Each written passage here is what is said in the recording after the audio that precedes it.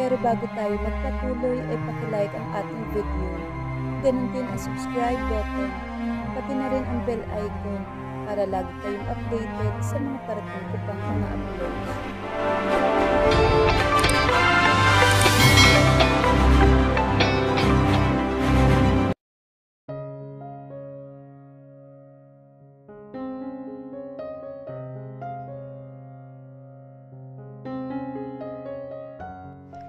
Jared's POV. Sunod-sunod na katok ang nagpagising sa akin. Dahan-dahan akong umupo sa kama at sumandal sa headboard. Napahilot ako sa aking sintido, kasabay ng pagpintig sa sakit ng ulo ko. Nasa kama na ako. Napakunot-no ako dahil wala akong saplot sa katawan kahit isa. Ano nangyari? Bakit ako naririto? Bakit ako walang damit? Pinilit kong inalala ang mga nangyari kagabi. Pero lalo lang sumasakit ang ulo ko. Jared! Jared! Sigaw sa labas ng kwarto ko. Isang malakas na lagabog ang nagbukas ng pinto. Kaya doon ang atensyon ko. What the? Gulat na sigaw ni Xander. Sigurado akong siya din ang may pakana kaya nabuksan ang pinto. Nasa likuran niya sina Miguel at Chloe na pinasadahan ako na masamang tingin. Kaya pala hindi ka magising kahit anong tawag namin. Dahil siguradong inumaga ka na bago mo yan nabunot.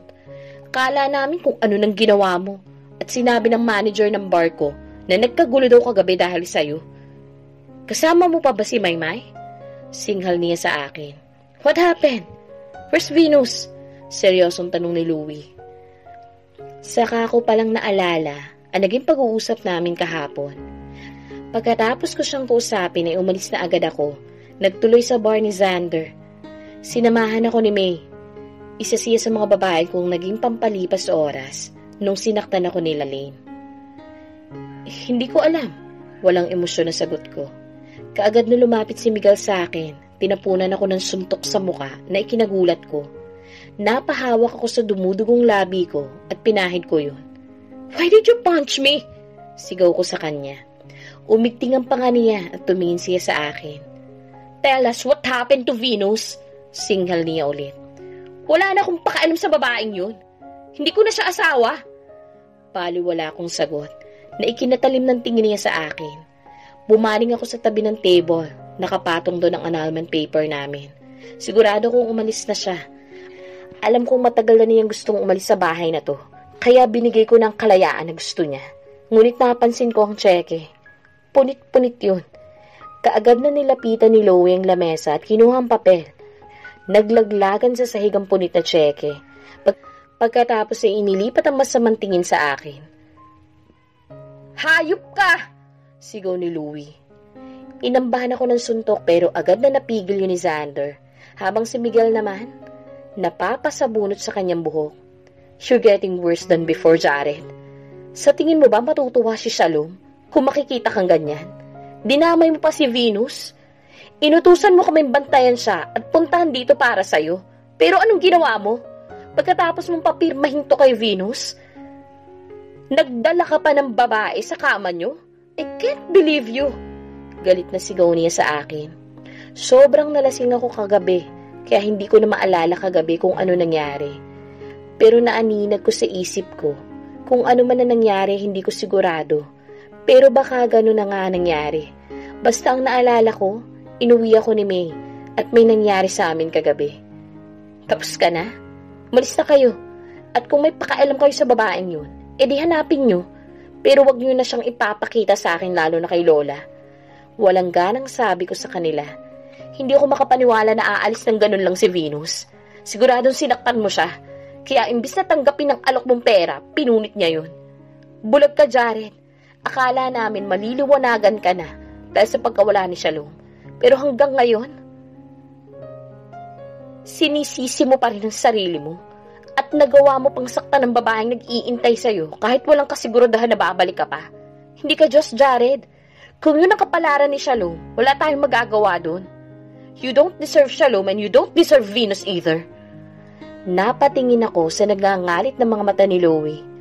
Habang sinasabi niya yon, tapat siya sa lahat ng mga sinasabi niya at nararamdaman ko yun sa bawat salitang pinamumukha niya sa akin. Hinintay niya ako? Hinintay ako ni Venus? Siguraduhin mo lang na pati si Venus, hindi mo pagsisisihan na pinakawalan mo, Jared. Dahil kapag nahanap namin siya, hindi na namin siya ibabalik sa'yo. Wika naman ni Miguel, sabay talikod sa akin. Pinasadahan pa ako na masamang tingin ni Louie bago sumunod kay Miguel. Intindihin mo na lang sila, bro.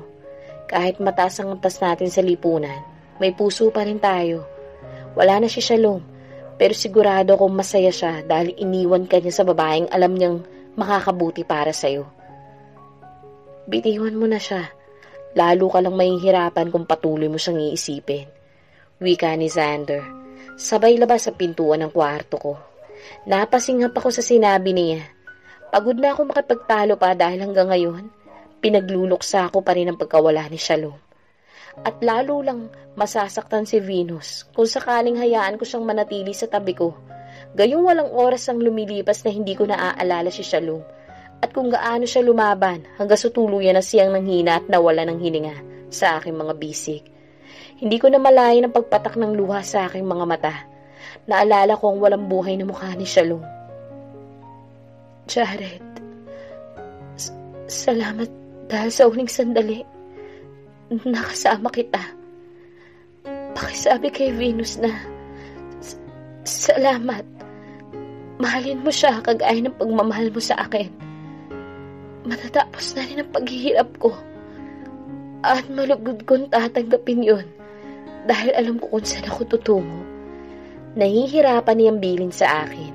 No, Shalom! No! Sabi mo lalaban ka, di ba? Sabi mo gagaling ka? Humihikbing sabi ko habang yakap ko siya. Mahal kita at may karapatan kang maging masaya. Panatag ako mamahalin mo din siya kagaya ng pagmamahal mo sa akin noon. Mahal din kita, sambit ko. Sunod-sunod ang naging pag-iling niya na parang hindi naniniwala sa sinasabi ko. Pakinggan mo ang tibok ng puso mo. Nasasalamin sa mga mata mo ang tunay na nararamdaman mo ngayon. Hinihingal na sabi niya sa akin. Niyakap ko siya na mahigpit dahil sa luhang pumapatak sa kanyang pisngi. Hindi na rin mapigilan ang pag-iyak nila. Ganon din sina tito at tita na nakatunghay lang sa amin at pinipilit siyang lumaban. Akala namin magiging okay pa siya pagkatapos ng ikatlo niyang operasyon. Pero hindi na kinaya ng kanyang katawan at unti-unti na siyang nanghina. Naging makakalimutin na rin siya kaya minsan hindi niya ako kilala sa tuwing dumadalaw siya sa akin. Araw-araw ako nasa tabi niya kaya lahat ng sakit at paghihirap niya hindi ko binibitawan ang kamay niya. Pero nararamdaman ko na lang ang paggalaw ng ulo niya sa balikat ko at nanginginig na lamang ako nang tuluyan ang bumagsak ang kamay niya. Lalong lumakas ang iyak ng mga magulang niya. Mas niyakap ko siya na mahigpit at hindi ko na rin napigilan na humagulhol hanggang sa tuluyan ang nag-flatline ng heartbeat niya at nawala na siya ng tuluyan. Masakit. Sobrang sakit. Venus POV. Masakit. Sobrang sakit. Mabigat ang aking katawan nang umalis ako sa mansyon. Matapos ang nangyari sa amin ni Jared. Oo, may nangyari sa amin. Hindi sa maharot ako, no? Siguro dahil sa pagkasabi ko sa kanya, tuluyan na ako nagpaubaya. Nang pigilan niya akong umalis at sinabi niyang mahal niya ako, naging marupok akong tugunin ang biglang pagkabig niya sa akin at paghalik. Matagal bago na proseso sa utak ko ang manangyari. Natagpuan ko na lang ang aking sarili sa ilalim niya at pareho kaming walang saplot sa katawan. Matinding sakit ang naramdaman ko nang tuluyan niya akong maangkin. Pagkatapos na nangyari sa amin, tinuloy ko pa rin ang pag-alis dahil alam kong nagawa lang ng niya yun dahil sa kalasingan niya. Gaya ng sinabi niya, kahit kailan, hindi ko mapapalitan si Shalom. Wala akong pinagsisisihan dahil ginusto ko ang nangyari sa amin at umaasa akong matagpuan rin niya ang sarili niya sa pag-alis ko. Umaasa akong makakabalik siya sa dating sarili at malalagpasan ang sakit na dinulot sa kanya ng babaeng pinakamamahal niya. Hindi nga ako si Shalom. Hindi ko kayang ibigay sa kanya ang kayang ibigay sa kanya ni Shalom. Dahil alam kong hindi naman ako karapat-dapat mula sa simula pa lang. Masakit tanggapin, pero may mga bagay talaga na kailangan tanggapin kahit masakit. Dahil kasama yun sa buhay, lalo kapag nagmahal ka. Sa ngayon, malaya ako magdesisyon para sa sarili ko. Hindi na ako pwedeng bumalik sa ampunan dahil siguradong hahanapin ako ron ni Lola. Nakakalungkot dahil itinuring ko na siyang pamilya. Kaya lang ayokong maging dahilan ng pag-aaway nila Jared kung mananatili pa ako doon, kahit ayaw na ng apo niya sa akin. Kailangan kong harapin ang mas matapang ang lahat ng nangyayari dahil wala akong ibang aasahan kundi ang aking sarili. Nakaramdam ako ng pagkalam ng sikmura habang naglalakad ako sa kalsada ng mataas na gusali. Napagod na rin ako sa paglalakad dahil walang tigil ako sa paglalakad simula nang umalis ako ng mansyon. Medyo mataas na rin ang araw, nakakapaso na rin ang init sa balat, kaya lalo ako nakaramdam ng panghihina. Nagpatuloy pa rin ako sa paglalakad kahit nanginginig na ako sa gutom. Mabigat din ang dala kong bag, kaya lalo ako napagod. Naagaw ng atensyon ko ang isang magandang babae sa malaking screen. Maganda at mataas ang gusali na yun. Nakangiti siya sa screen at nagpe-play din ang mga mamahaling produkto na pampaganda. Sa tingin ko nasa 40s pa lang ang babae, pero napakaganda pa rin ang kutis nito at maintain din ang figure. Pakiramdam ko tuloy, matagal ko na siyang kilala dahil sa pamilyar na itsura niya. Pero hindi ko matandaan. Siguro napanood ko na siya sa TV o nakita sa internet. Nakaramdam ulit ako ng labis na pagkahilo dahil na rin siguro sa pagod at gutom. Hindi ko maiwasang mapasandal sa mamahaling kotse na nasa gilid ng malaking building. Ibinaba ko ang aking dala at pinilit labanan ng pagkahilo ko. Ngunit pakiramdam ko mas lalo pang umiikot ang paningin ko hanggang tuluyan ako nabuwal sa tabi ng kotse. Narinig ko na lamang pagbukas ng pinto at ang pagsigaw ng isang babae. Inaninag ko ang mukha niya, ngunit tuluyan na rin ng dilim ang aking paningin. Nang magising ako at kulay puting kwarto ang tumambad sa akin. Kung hindi ako nagkakamali, nasa ospital na ako dahil sa nakasabit na swero sa kamay ko. "Thank God you're awake!" Wika ng magandang babae na nakatunghay sa akin. Pinikit ko ang aking mga mata at dumilat ulit. Hindi kasi ako makapaniwala na siyang nakikita ko. Ang babaeng nasa malaking screen, nasa harapan ko na ngayon, at mas maganda pa siya sa personal. "Kumusta ka na?" Nag-aalalang tanong niya. Hindi pa rin ako makapagsalita dahil masyadong nakatuon sa kabuuan niya. Pakiramdam ko kasi, matagal ko na siyang nakita or kakilala. "Oo, okay lang po. Bakit po ako nandito?" "Nahimatay ka sa gilid ng kotse ko," sagot niya. "Pasensya na po kayo, ma'am. Naabala ko pa po kayo. Okay na po ako. Wala po akong pambahid sa ospital kaya kailangan ko na po lumabas." Akmang tatayo na ako nang pigilan niya ako. "It's okay, Iha. Ako nang bahala sa'yo. Magpahinga ka na lamang dito. Sabi ng doktor wala naman daw problema sa'yo. Kaya lang mahina ka pa. Kailangan mo din daw kumain. Napansin ko namumutla ka at pagod na pagod ka. May dala ka pang malaking bag. Pwede ko bang malaman kung ano nangyari sa'yo?" Nangilid ang luha ko nang maalala ko ang nangyari kahapon sa pagitan namin ni Jared. Namimiss ko na siya at gusto ko siyang makita. Pero alam kong kabaliktaran yon ng iniisip niya. Isa pa, hiwalay na kami, kaya wala na akong karapatan na makita siya at makasama. "Are you okay? Hindi na kita pipilitin kung ayaw mo magkwento. May pamilya ka ba? Tatawagan ko sila para malaman ang kalagayan mo." Sunod-sunod akong umiling. Simula nang umalis ako sa mansyon na wala na ako ng pamilya. Hindi naman ako makakabalik sa ampunan. Wala po akong pamilya. Mag-isa lang po ako sa buhay. Tuluyan ang bumuhos ang aking luha at napahikbi na lamang ako sa kama. Ngayon lang rumihistro sa utak ko ang lahat. Isang hagod sa likuran na nagpaangat sa mukha ko. Nakita kong labis siya nag-aalala sa akin. "Huwag kang mag-alala. Simula ngayon, ako na magiging pamilya mo." Saad niya na ikinagulat ko. "Po?" Hindi makapaniwalang saad ko. Sapat na sa akin na damayan niya ako, pero ang sabihin niya magiging bahagi na ako ng sinasabi niyang pamilya. Hindi ko inaasahan yun. Nakangiti siya sa akin at tumango. "Oo, simula ngayon hindi ka na mag-iisa. Uuwi tayo sa bahay mamaya para makilala mo ang pamilya ko." Dagdag pa niya. Umiling ako sa kanya. "Pero hindi niyo po ako kilala, ma'am. Tapos isasama niyo po ako sa inyo?" Nagtatakang tanong ko. "Iha, kahit hindi kita kilala, Hindi ko rin alam kung bakit ang gaan-gaan ng loob ko sa'yo. At sigurado akong may mabuti kang puso. Lalo akong humikbi. Pareho pala kami ng nararamdaman.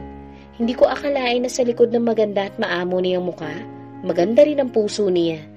Niyakap niya ako. At wala na akong nasabi pa. Hindi ko alam kung bakit naging komportable din ang pagyakap niya sa akin. Kakaibang init ang aking naramdaman. Siguro nga ito ang kailangan ko sa ngayon. Dahil sa labis na sakit na nararamdaman ko, naging komportable akong humikbi sa pagitan ng mga yakap niya habang marahan niyang hinahaplos ang buhok ko. Ganito din kaya kasarap sa pakiramdam kung mismong nanay humahaplos at yumayakap sa akin. Siguro nananabik lang ako sa yakap ng isang ina. Jared's POV. Pagkatapos nilang umalis, tumayo na ako at nagbabad sa ilalim ng malamig na tubig sa shower. Tumitibok pa rin ang sakit ng ulo ko, kaya uminom ako ng gamot. Galit na mukha ni Grandma ang sumalubong sa akin. Pagkalabas ko ng kwarto, napansin ko ang kapirasong papel na hawak niya. "Where's Venus?"